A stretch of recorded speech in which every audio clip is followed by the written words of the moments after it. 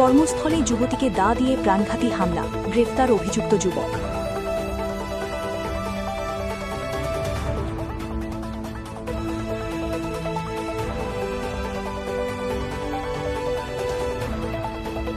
কর্মস্থলে এক যুবতীর ওপর প্রাণনাশের উদ্দেশ্যে চালানো ভয়ঙ্কর হামলার ঘটনায় এলাকা জুড়ে তীব্র চাঞ্চল্যের সৃষ্টি হয়েছে।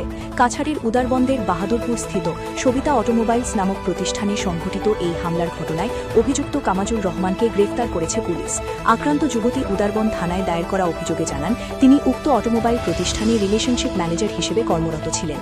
গত সোমবার দুপুর প্রায় 1:30 তিনি অফিসে কাজ করার সময় কামাজুর রহমান নামের এক যুবক হাতে ধারালো দা নিয়ে হঠাৎ শোরুমে প্রবেশ করেই যুবতীর ওপর দা দিয়ে প্রাণঘাতী হামলার চেষ্টা চালায়। নিজেকে বাঁচাতে গিয়ে যুবতীর হাতে গুরুতর আঘাত লাগে। শুধু তাই নয়, অভিযুক্ত যুবক যুবতীর গলা চেপে ধরে হত্যার চেষ্টাও চালায় বলে অভিযোগে উল্লেখ করা হয়েছে। ঘটনাটি দেখে যুবতীকে উদ্ধার করতে এগিয়ে আসা কিরণ সিং নামের অপর এক কর্মীও অভিযুক্তের হামলায় আহত হন। ভয়ঙ্কর এই ঘটনার পর শোরুমের অন্যান্য কর্মীরা অভিযুক্ত যুবককে আটক করে পুলিশে খবর দেন। উদারবন্দ পুলিশ ঘটনাস্থলে পৌঁছে অভিযুক্তকে গ্রেফতার করার পাশাপাশি হামে ব্যবহৃত দাটিও উদ্ধার করে। বর্তমানে পুলিশ গোটা ঘটনার তদন্ত চালিয়ে যাচ্ছে।